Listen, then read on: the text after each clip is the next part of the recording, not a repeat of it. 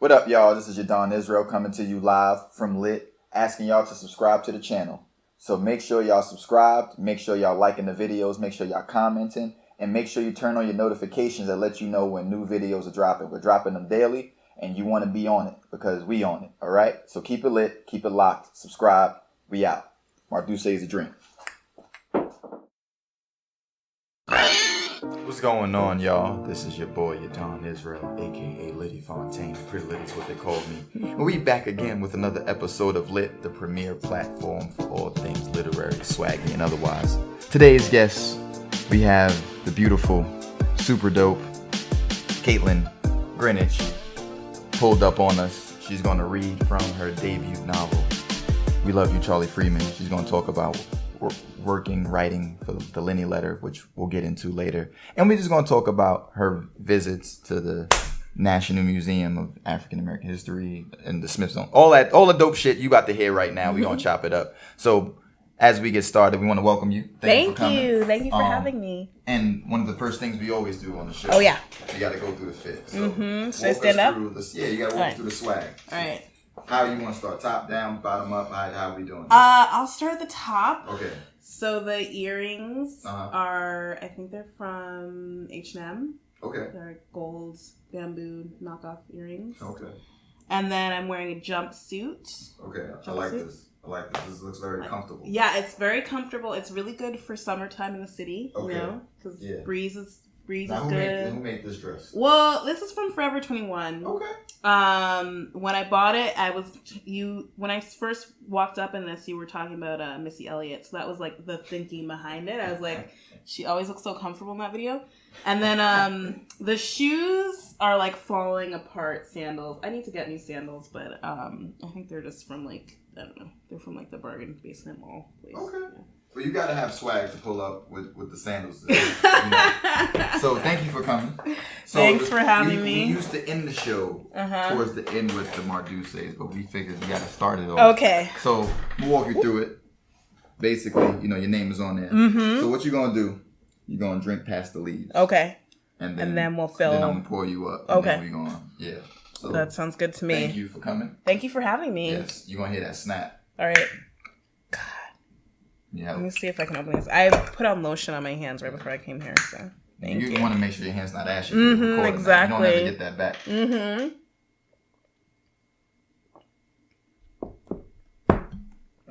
Alrighty. Yeah.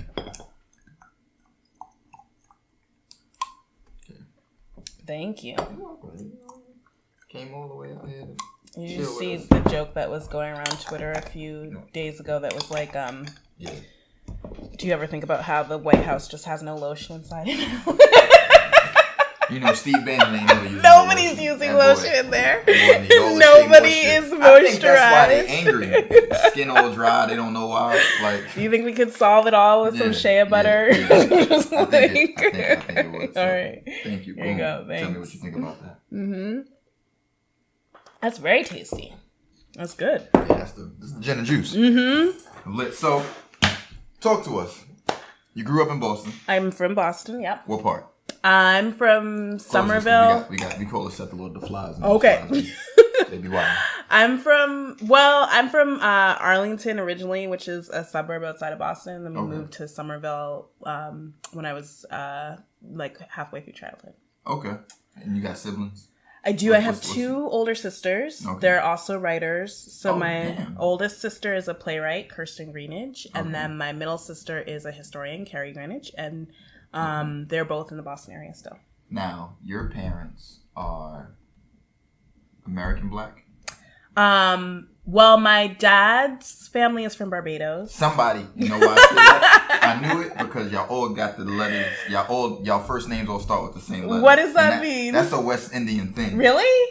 That's something I've seen. Oh, really? A lot of West Indian families name their children with the same letters. The same letter. It's a thing. Okay. That's really... I didn't want to jump the gun. I was going to wait. No, we're West Indian. Yeah, my dad's side of the family is from Barbados, West Indian.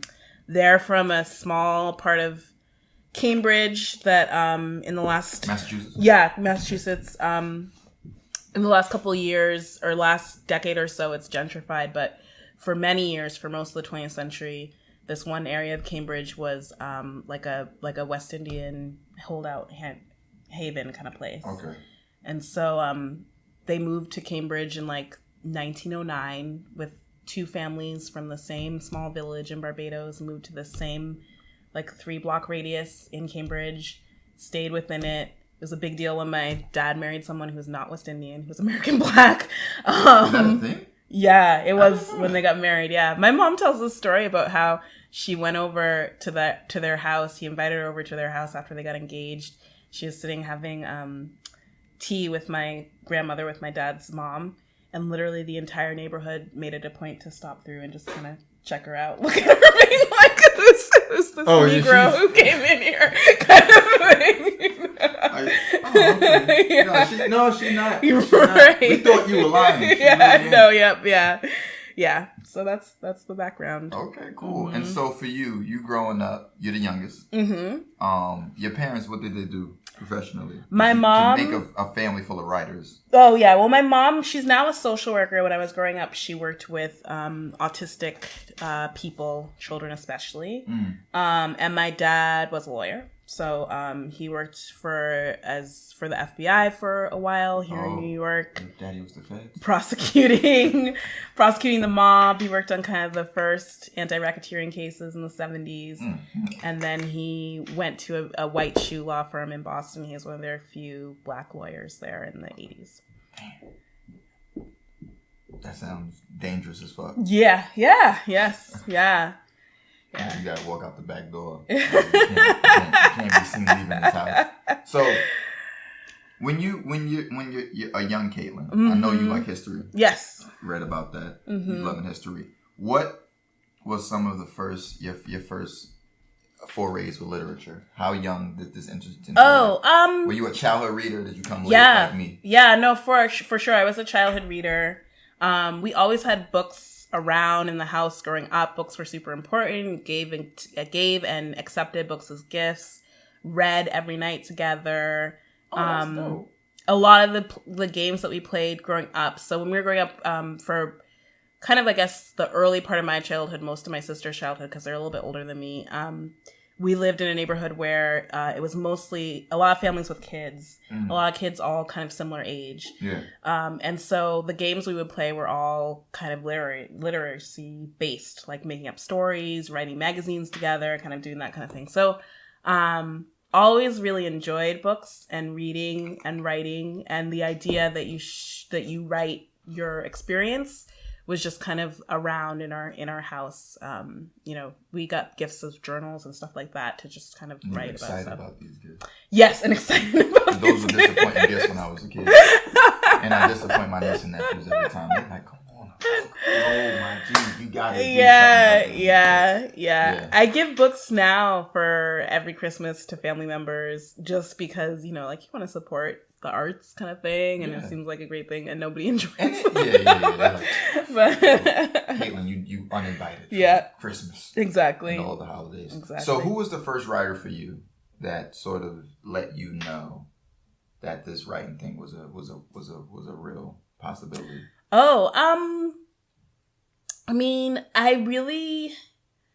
I think. I see you searching in your eyes. You like looking for the person. No. I think it's a couple answers. Like in terms of like who made me think that writers were like around and you could interact with them and they were real people. Is that when I was a kid, I was really into like fantasy novels, and so I was really into one particular fantasy novel that was not a popular series. I think I was the only person who read it. But when I looked at the author bio, it said she lived in Cambridge, Massachusetts. Okay. So I looked her up in the phone book and I found her name and I called her on the phone, and was like, I really love your book. I'm like 12 years old. I really love your book. And she was kind of like, okay. But that was like the first time in my life where, yes, exactly. Where like, I was like, oh, writers are actual like living people whose names are in the phone book who you could contact. Who was the writer? She wrote this series called the Spell Key Trilogy. I'm forgetting what her name is. And it's called the Spell Key Trilogy. It was about like elves and fairies and, it's just standard fantasy stuff, but I was really into, and it was it was like a historical allegory about, the the Salem witch trials. Downer. Yes, Anne Downer. Yes, that's her name. Okay. So I was like really into it because it was like it was playing with some things about history, and I was like, oh, that's so cool. But then like in terms of like writers who were doing things that I thought were really interesting and like really made me say, wow, like this is what's possible in a book.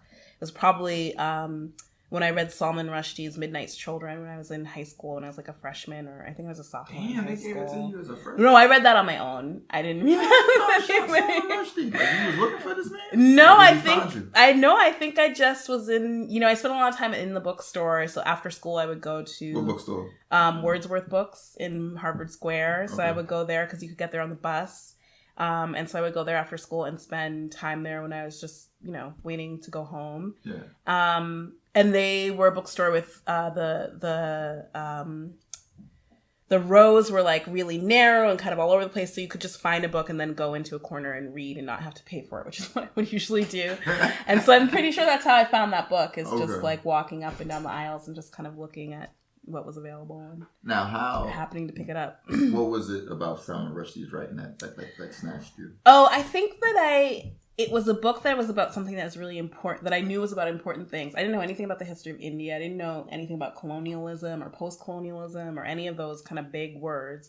But I knew it was saying something really important, but it was also super fun to read. So I think that was the first time when I was like, oh, a book can be about something really important, really dense, but also be entertaining and fun and and human and make me feel things. So, I went to a prep school, and we read a lot of like very important literature that I knew was supposed to be really important, but was just like very dull. And I would always feel like I was an idiot for not getting it or for not liking it. And, I went to school with a bunch of nerds. There was like a lot of intellectual posturing and people being like, well, I very much enjoy, Herman Hesse or whatever. And me being like, this book put me to sleep and I just can't admit that.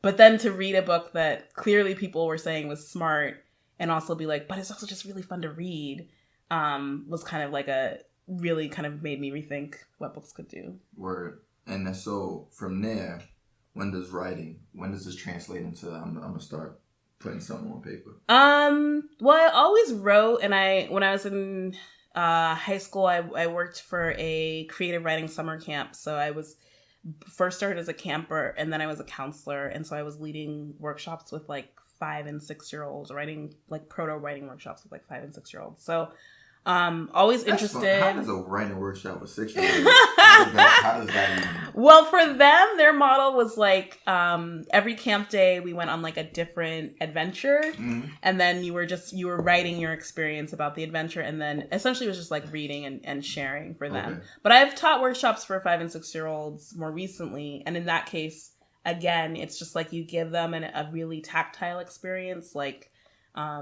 tasting a new fruit or like listening to a certain song, and then you get them to just write down their response to it, and they write amazing stuff because they have no filter, so it's just kind of like mind-blowing stuff. So it's really fun. But that's dope.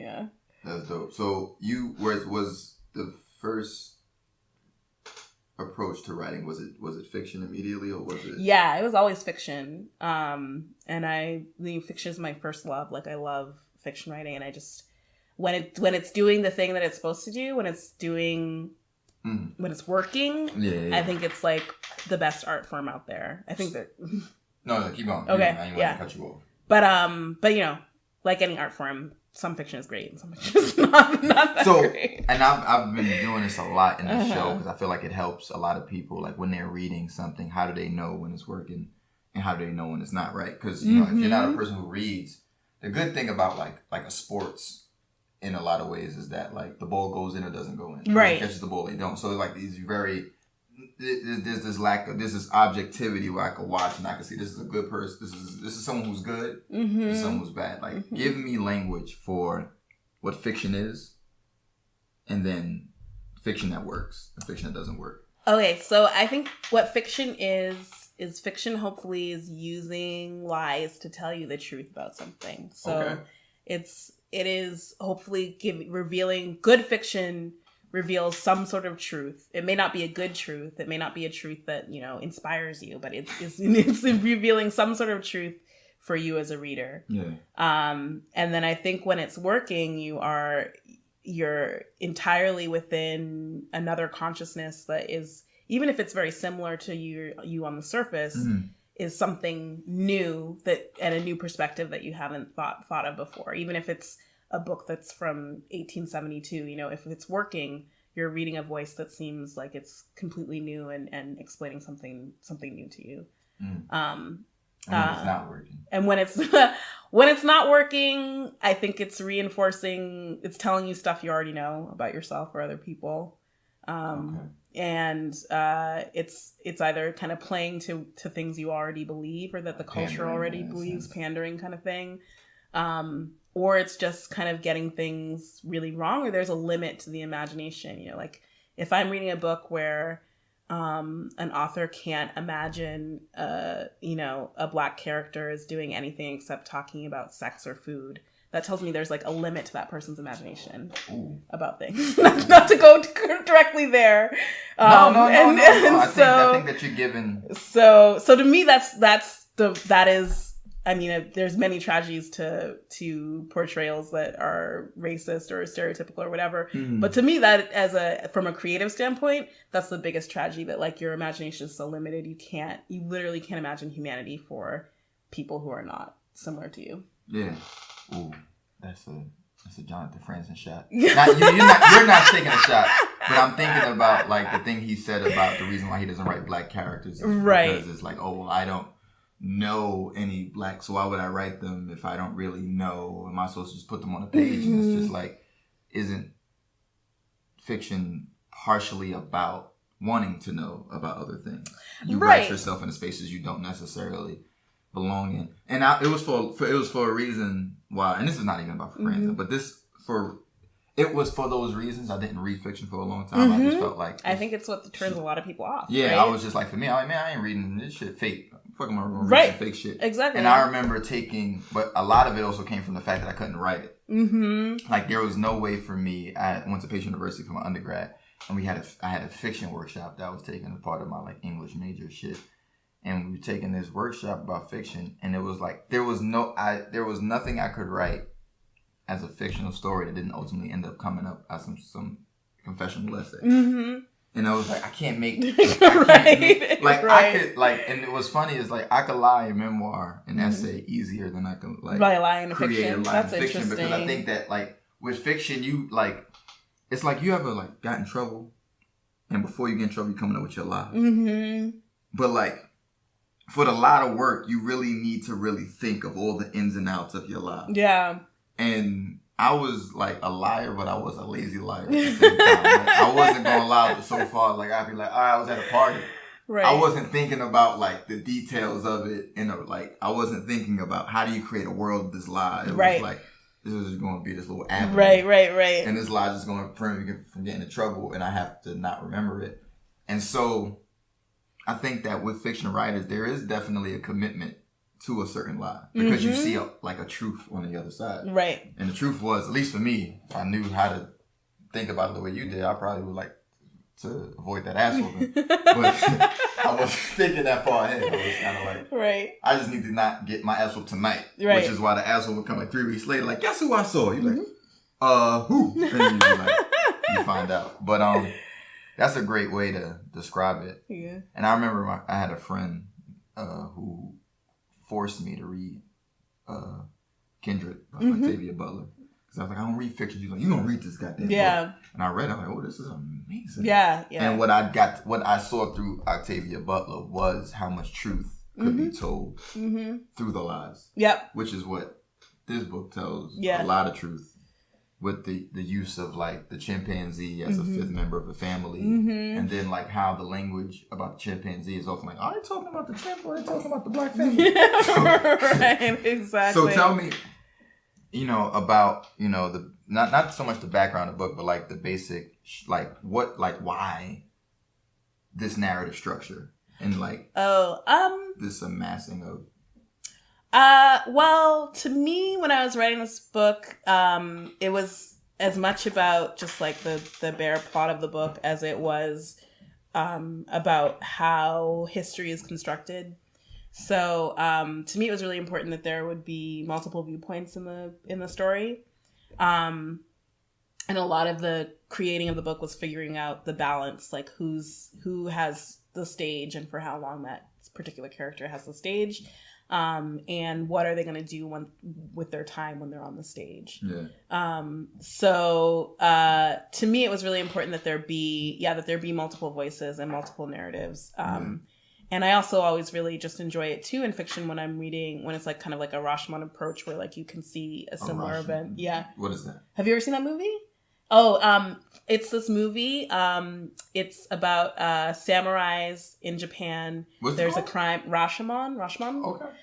There's a crime, and then it's told from like seven different perspectives. It's just the same crime, just told from each of their. Like a murder mystery. Yeah. But you just see it kind of over and over again.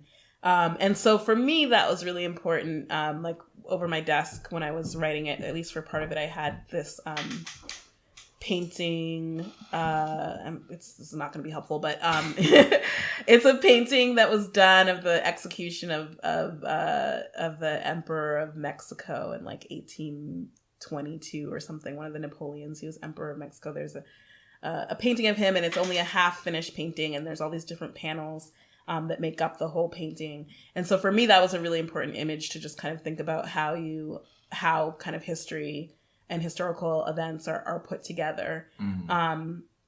Especially in the US, we don't really have like a understanding of history as a narrative. I think because the US doesn't really like talking about history that much and kind of prefers to think that like things just kind of spontaneously happen out of nowhere. There's no context kind of thing. So I think we're behind other countries in the world in terms of thinking of history as like an active narrative that people put together and kind of talk about and constantly pull apart and put back together. Yeah. But that is how history kind of exists. I mean, we're living in a moment right now where that's really happening. Like, you know, people are arguing over these monuments and so all of that was really important to me when I was putting together the book. Yeah. So I got something to add to that, but before that, give a basic premise of the plot. Oh, sure. Just give some language to it so people know exactly what they're getting into. So the book takes place in the early 1990s, and it's about the Freeman family, and they move from Boston to... It's a black family. It's a black family. Uh-huh. They move from Boston to a nearly all-white town in the Berkshires, which is western Massachusetts, very rural area. They move there to take part in an experiment where they're teaching sign language to a chimpanzee. And the experiment is being run by this private research institution called the Tonabee Institute that has their own ulterior motives for why they hired this particular family to do this experiment. And so when the book is about the family kind of going through this experiment, how each of the family members, there's a mother, Laurel, the father, Charles, and then there are two daughters, Charlotte and Callie, and how they're all reacting to being in this situation and moving and kind of being in this kind of weird, strange new town where they are. Yeah. All right. So the reason why, and not even the reason why, but as you're talking about the history, something's funny. So not even something funny. Applying for my passport. Now, 27, don't have a driver's license, and for its own reasons, but the passport, my whole aversion to traveling had been like, fuck, I'm gonna go. For what? Right. And so I'm thinking about what you're saying with the history, because I recently applied for my passport in June, and I got a notice back, and they're asking for, like, they're saying that I was born at home, because I have parents who are like Pan-African, anti-institution, anti-vaccine. I didn't get shots till like late 95. I was like 5 years old by the time I started getting those immunization shots. And so the State Department is like, because you were born at home, even though I have a birth certificate, they were like, because you weren't born in like a U.S. institution, we need other proof that you exist here. Oh, wow. Now, that would be fine if you didn't have a mother and father who were like, and this is like a Black American thing of suspicious of census. Right. So we didn't do that. Right. Then they're like, we need proof of where you were born in the first 5 years of your life. And a lot of this documentation either wasn't kept or wasn't documented simply because of that distrust of the government and its history. And it forced me to really think, like, a lot of my history, personal history, I'm only 27 years old, and I'm like, damn, where was I living here, and I'm trying to like track my own records. Mm-hmm. And you talk about this murder mystery, and sometimes I'm like, oh shit, like if I had to prove my citizenship based on this criteria, like could I call myself a citizen? Right. And that shit was like, oh snap, like I'm technically, like if like they wanted to, like if I had to prove it, like how could I prove it? And I'm also thinking about that in terms of citizenship. I'm just thinking about, like, there's a few friends I have who have recently become U.S. citizens and they had to take that test. Mm-hmm. And I was listening to some of the shit they had to answer. I was like, oh, I would fucking fail that test. Yes. Like, I think a lot of Americans would fail the test. For sure. About being American. Yeah. If we were tested. If you were if you were tested, for sure. And the parties and affiliations you have to disavow are really interesting. I mean, of course you have to disavow being a Nazi. You have to disavow being a communist. And it's a really kind of interesting question of citizenship. And what's really interesting to me about the U.S. is like we don't really have a way to talk about our past in any real kind of substantial way. And I think we're at a detriment to that compared to other countries. Right. Who actually really do the work and have, like reconciliation committees and actually really make an effort to figure out what their past means. Like the UK has its own issues and its own problems, but a few years ago it was the 200th anniversary of ending the British slave trade, and their whole country did, like, every county did like a commemoration thing and trying to figure out, and public square testimonials and all these sorts of things that I just cannot imagine happening on like a national level in this country in any kind of substantive way. So it's interesting stuff. Do you think that America's refusal to reckon with history is because it's so close to it? I think part of it is that our history is actually really unruly, and Americans, I think as a culture, American culture doesn't really like complicated narratives, and our narrative is really, really complicated. And for a little while, mid-century, we came up with this narrative of the melting pot, which served some people and was a way to try and talk about that complexity, while also flattening it completely. But now we're at a point where, if you talked about our history in any sort of depth, you start to get into complications, and people refuse to do the work to figure out the language of how we're going to talk about those complications. And there's just like kind of a dead wall. And by do the work, I mean like go beyond this question of, if we're talking about Christopher Columbus, recognizing he was a rapist, he was a murderer, he was so evil in his own time, they jailed him, like he was an awful, awful person. And so instead of just kind of stopping there, then say, okay, then what is that legacy for the rest of us? And that's where nobody in our country really kind of wants to do the work. Yeah. And I think when you say that, what's also interesting, there's been this narrative, like the Joan Diddy, and we tell ourselves stories and to live type shit. And to get to see the type of stories that people are telling themselves. Yes. And one of them, and that to me, like when Charlottesville happened, with these niggas going up with tiki torches. I don't know where you get that many from. I never sold them in bulk like that. But the more insidious thing, and this is the same thing that happened after this dude Trump got elected, was it was all this, I can't believe. Right. This disavow of the history. And it's like, so many posts that was like, hate has no place in American culture. Like, and I was like, what the fuck? Like, I was more offended by the post than I was by the tiki torches. I'm like, at least they're exercising what the historical precedent. That has historical precedence. They completely know their history. Yeah, exactly. Whereas like these people are like, this is un-American. It's like, bro, like what the fuck? Like, right. And I'm supposed to like that status. Like I was going to scroll past that, and it's been something very interesting of how like history is being reimagined to be convenient, and how history works itself out as convenience. And so I want to know, like, how do you sort of grapple with history on the page, and what and because you talk about history as a narrative, so how do you How do you work with that? Well, for me, that question of like the stories that we tell ourselves in order to live, for me, especially as a fiction writer, it's really important to find the stories or construct the stories that can help us talk about these more complicated things. So my other background before I became a writer was that I worked for many years for Black History museums in Boston and here in Brooklyn. And so I was doing public history, which means you're hopefully bringing historical research to the public in a way that people can engage with it and use it for themselves. Yeah. And so I have seen what happens when you have a historical narrative that is actually complicated and resonant and feels truthful to people. Yeah.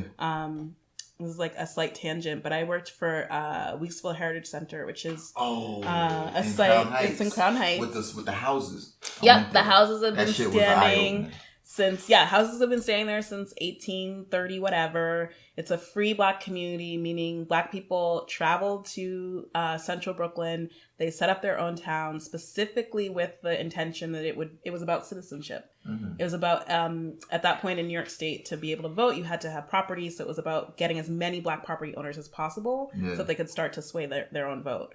And they had their own newspaper, their own hospital, their own schools. They were a functioning, free Black community. Mm-hmm. And so it was really interesting working there because people would come and even just the concept of like a free Black community, for many people that was a block. So they would be like, but they were slaves. And you'd be like, no, they were here like living in freedom. No, but they had to have been slaves. Well, maybe their ancestors were, but this was like a space about freedom. This was about like, what do you do once you're free? You create a community that looks like this.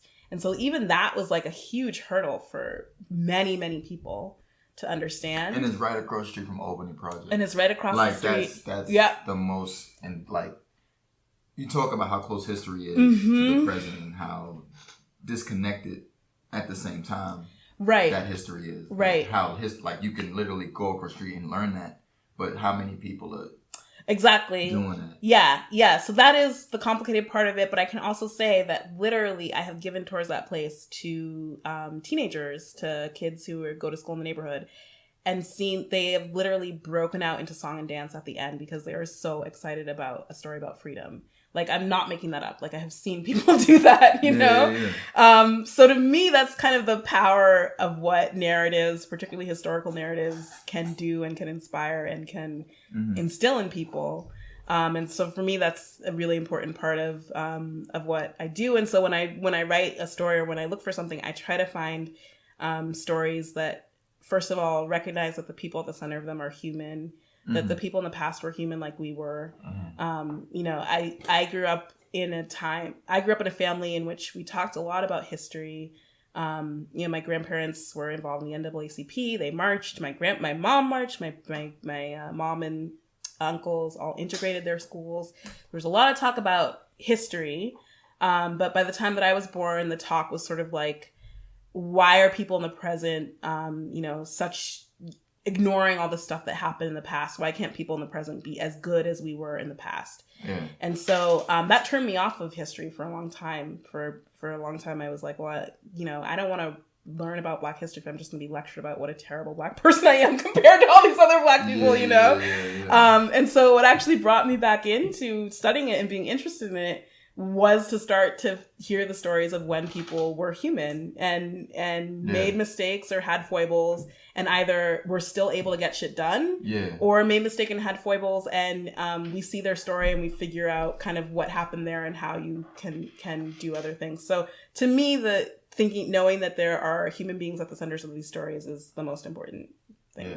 And there's a line in the book that talked about, like, why can't I make a mistake without it reverberating over everyone, right? And I think that that's a trap that without historical context you think is new. And I think what has allowed me and what has been allowing me to disabuse myself from falling for that is knowing the history. Like, right. That feeling is not new. That's an historical feeling that part of the belief and the narrative that you're not human has made you to feel like I have to prove humanity. Exactly. Right? Yeah. I mean, I think a big part of oppression for Black people in this country is this idea every generation that generation is the first to do something. And when you look back and you look at it, you realize we have never been the first. There's always been someone before us. We were talking a little bit earlier about Black success and this narrative of like a Black person gets successful and then kind of all the critiques come out and people get really angry. But when that narrative makes sense if you think that Black person is the only one who can be the best. Mm-hmm. But when you look at our history and you realize, no, we've had hundreds of thousands of wonderful artists, wonderful writers, wonderful people. There is no one and only in our narrative. And so then the burden gets taken off of that person who we're kind of laser focused on and saying, why aren't they talking about X, Y, Z? Mm-hmm. And then also we realize, you know what?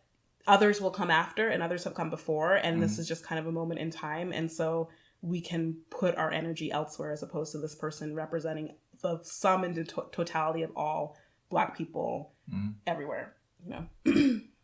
As you were saying that, I was thinking also about even in a more immediate sense, just like personal family histories. Like I think about, like I really don't know anything.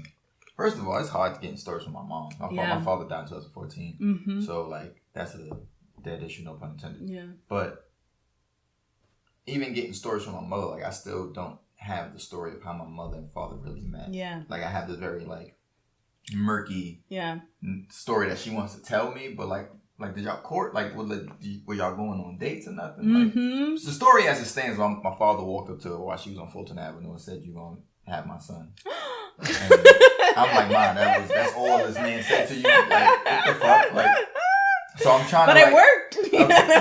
It worked in a very like collapsing of a time. Right. Did y'all go to bed that night? And like, what did that really look like? Did y'all go anywhere? Right, exactly. No, and so it's like, what's the human story of that? Like, what did that look like? Why him? Like, I'm pretty sure many of men have told you some shit akin to that, and you didn't. So when you don't even have a generation up, then it's like.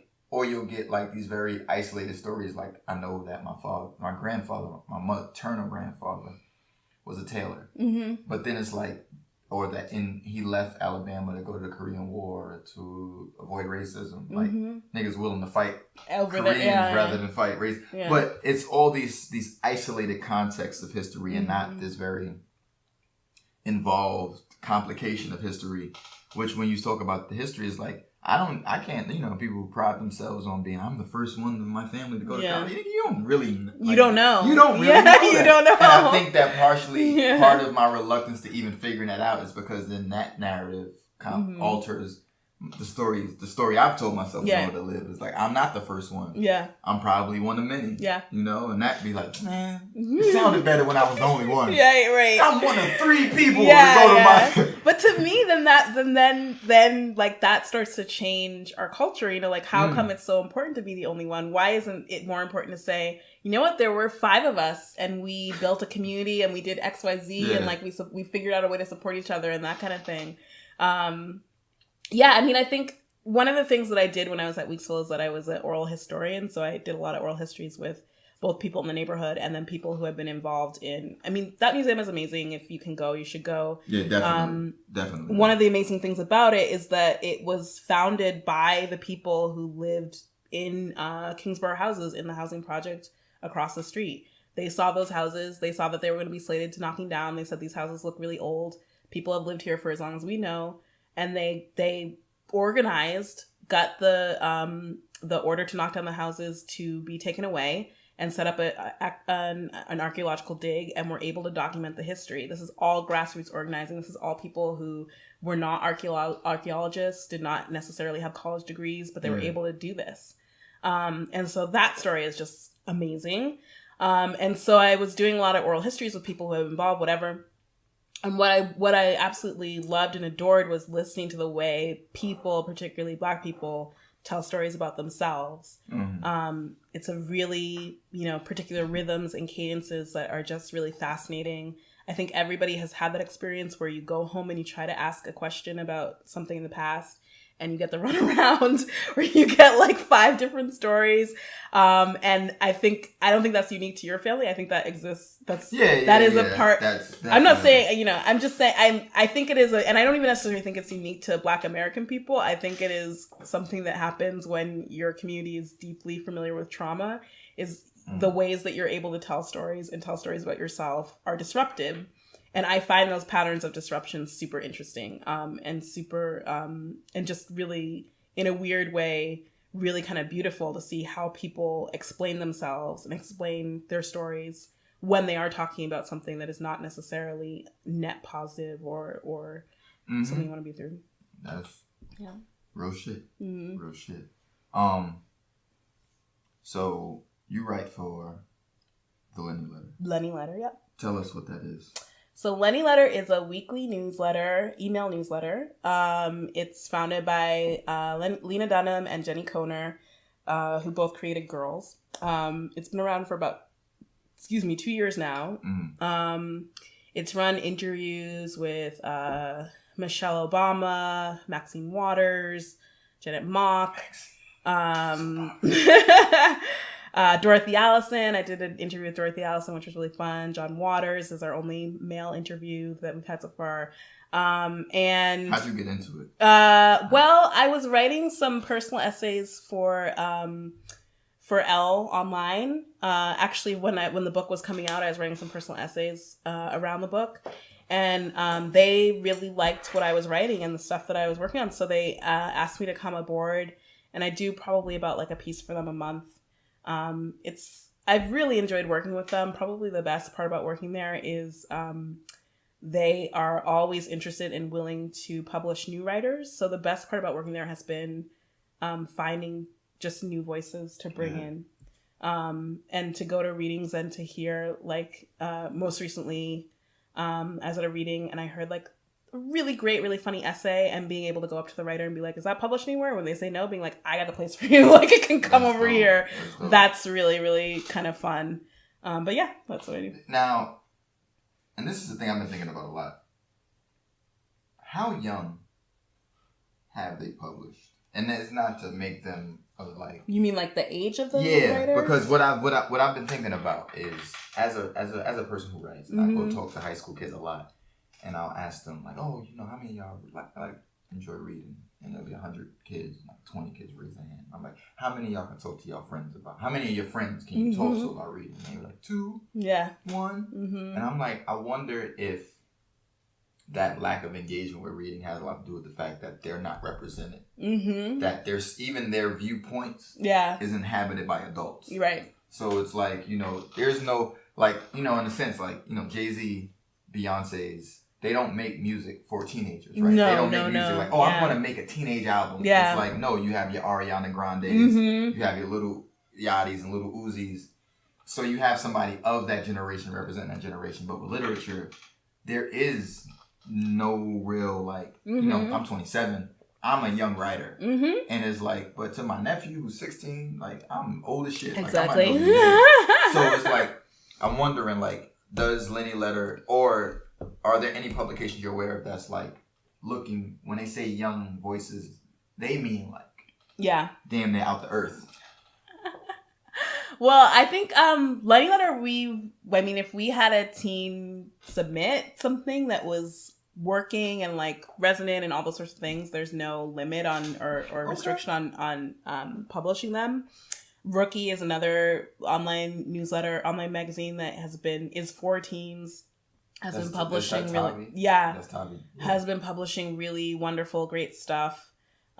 Teen Vogue also has been publishing a lot of stuff. Again, to me, those are young people writing, but that's because I'm really old. But they're not teenagers. It's perspective. But those are not teenagers. But I do think that writing is different than music. I think Chris Rock was saying this in an interview.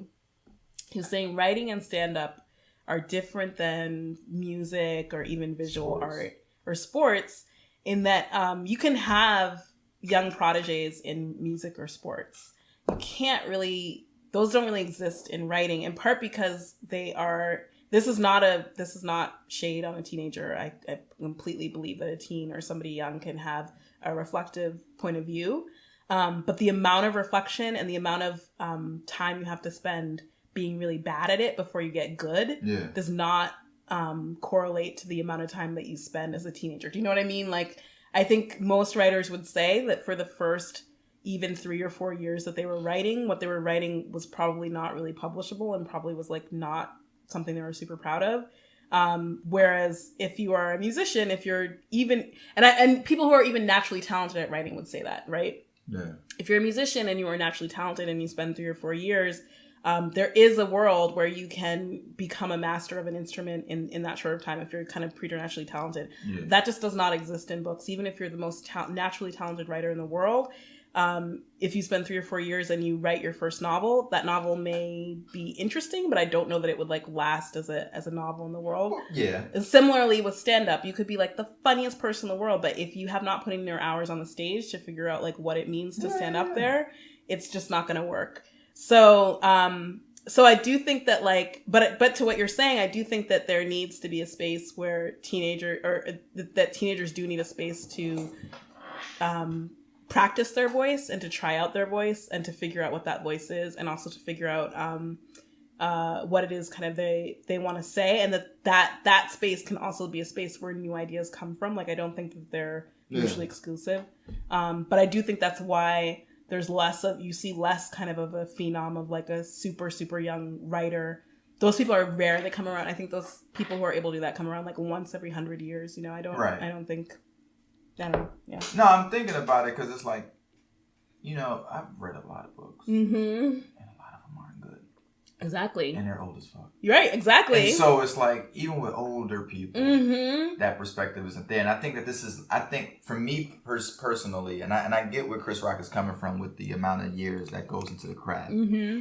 But I think some of that language has to do with this sort of treating the art as a finality. Mm-hmm. Like if a kid starts at 17, the kid might suck at 17. Right. But if the kid is putting in 7 years, the kid is like, or 10 years, right? That kid is dope by 27. Exactly. Right? Which even changes the curve. Exactly. But to be published at 17 changes, to me, the narrative of who gets to be allowed in. Right. So maybe a 13-year-old kid looks at the 17-year-old and then he's good or she's good or they're good at 23. Mm-hmm. And then it starts getting younger to where like you have a 15-year-old. Like I feel like, to me, I look at it as more of like what pushes the culture forward. Right. As opposed to like right now, I'm not saying that there's a 17-year-old who needs to be published, but I feel like there are a lot of 17-year-olds, 16-year-olds, 15-year-olds, 12-year-olds who have something to say at 12 that other 12-year-olds like that to even grow with a writer. Like, right. But I think also we are in a moment where I think 12-year-olds, I mean, this is me just being super old too, but I think 12-year-olds... You're talking like you like 50 or something. I feel like, you know, I'm 35 years old, so I am... Come on, son. But it is a little bit different because I grew up without the internet. I think I'm probably one of the last of this generation who grew up without the internet, but did have the internet as a teenager, so was cognizant of the change that, could see the change happening, and also could see the change happening in Friends. So, you know, even in terms of like change of like 7 years ago, in terms of that stuff is kind of mind blowing. Yeah. But I do think that to that point, I do think that that being 12 today, the idea that your voice matters, is a little bit different than how it was when you were 12, when I was young. Because I do think that first of all, this idea that you could even have a voice and that's important is like a cultural ideal that's been around for a while but has expanded, and even in like the last 5 or 6 years. And then that you would have a platform that's outside of, you know, the gatekeepers of kind of big publishing or whatever. You have social media, you have the internet, you have these places where you can kind of speak directly to other people.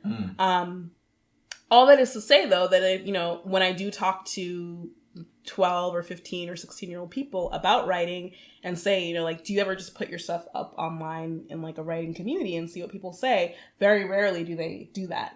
So I do think that is an issue where people haven't necessarily made the connection that those are kind of amazing tools available to you as a young artist, as a young person kind of starting out and figuring out what you want to do with this art form, I guess. Yeah.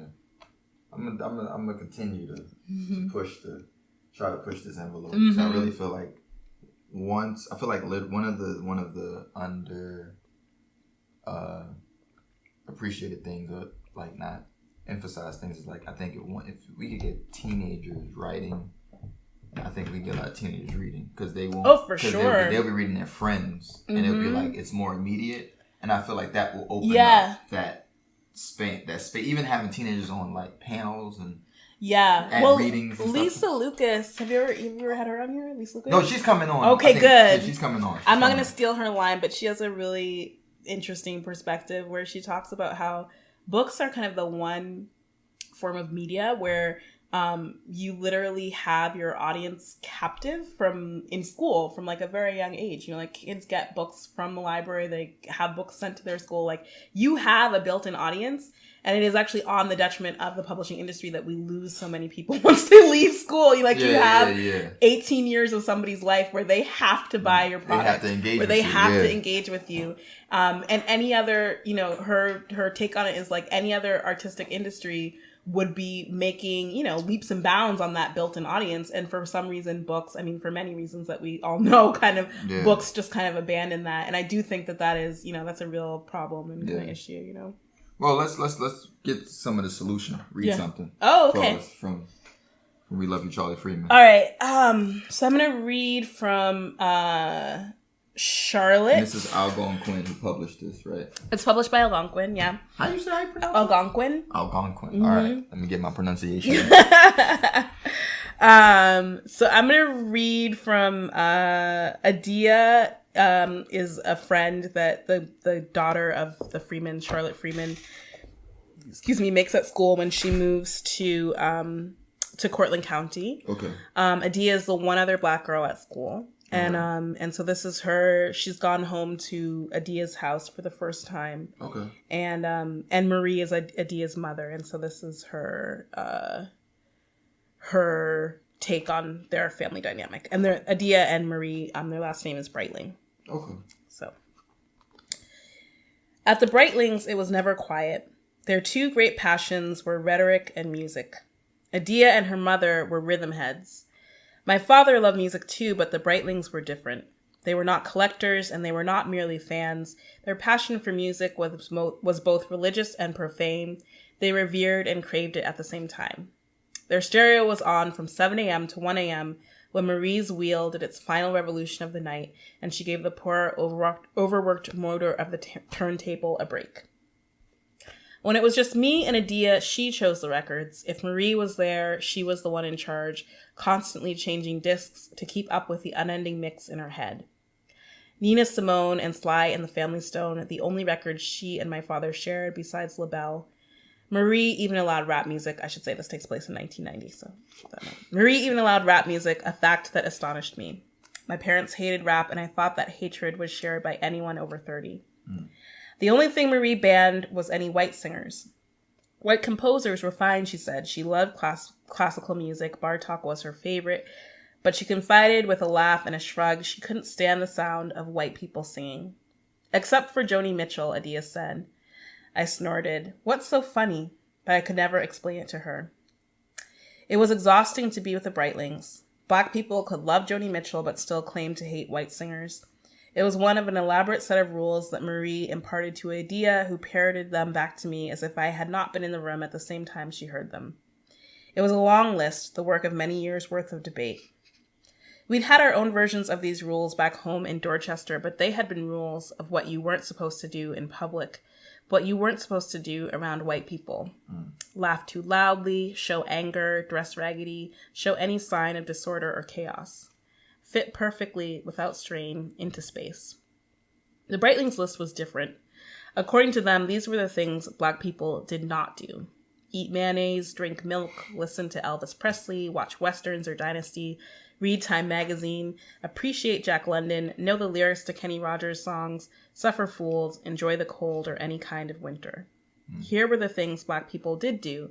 Learn to speak French and adore Paris, instinctively understand and appreciate anyone from a small island or a hot place, spank their children, obsessively read science fiction and watch Star Trek episodes, prefer sweet foods to salty. The debate over whether or not Black people were natural swimmers was a very old one between the two of them, an argument that was full of in-jokes and constructed of rhythms I could not follow. Living in all-white Cortland County, Marie gave her daughter these specifications so that Adia could spot a real Black person as soon as they came along, avoid all the mirages. That's what I thought it was at first, and it put me on the defensive, because surely, in this analogy, I, in my tennis shoes and wannabe white girl bangs, would be the mirage. And who would ever want to think of themselves as not really water, but actually a trick of the desert? And I'll stop there. Damn, I like that. Thanks. That was good. Thanks. That was really good. Yeah, that was good. Thanks. So where can people find this book? This book is at most bookstores. It's also online. Powell's. You can order from Powell's. There's a hardcover version. Yeah. It's on Kindle. You can get it. You can download it. Yeah, it's around. So. And what was it like having a book published? To know that you have something. I mean, it was very exciting. Yeah, it was very exciting. I'm a very superstitious person, so I had like a lot of fears around it coming out. But ultimately, it's been really exciting, and it's changed my life in really interesting ways. And yeah, it's been good. Okay. So where can people follow you? I'm on Twitter. At Surly Basie is my my Twitter handle. Okay.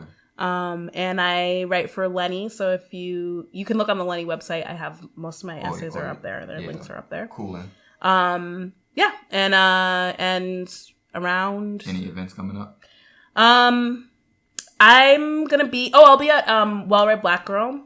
Hey. They're having their conference in September. Everybody should get tickets. Glory in them. So I got to Glory in them. Damn thing. I'm not on any panels. I'm just there as a friend / hello person. Okay. So come through. Natasha Dion is going to be there. A whole bunch of great writers that we all know. When is the conference? September 9th, I think it is. Dope. Yeah. Okay. Mm-hmm. Okay. Cool. Yeah. So for coming on the show, gotta bless you with the lit pen. Yeah. Very nice. Yeah, I love how this opens too. Yeah, that's gotta get like a Lamborghini door feel for it. Very nice. And before you get out of here, and I've always been meaning to do this, get this from you. Yes. But now that you're here, I gotta get it. Okay. Your literary swag. Oh, my literary swag. Yeah. What your 3 favorite writers. My 3 favorite writers. And your 3 favorite clothing designers. Okay. So my 3 favorite writers are Gabriel Garcia Marquez. Okay. 100 Years of Solitude. Yes, exactly. Colette. And Toni Morrison. And my 3 favorite designers are probably Betsy Johnson. Ooh. That's a lot of flair. Yes. Versace. Okay. And Yves Saint Laurent. Ooh. Nice. All right. So this has been another episode of Lit. You can follow Kaitlyn at everywhere she said you can follow her. You can follow us at Lit Platform. Follow me at Yadon. A shout out to Pink Pig Productions and Surreal Jewels. And we out. It's lit, baby. Holla at us.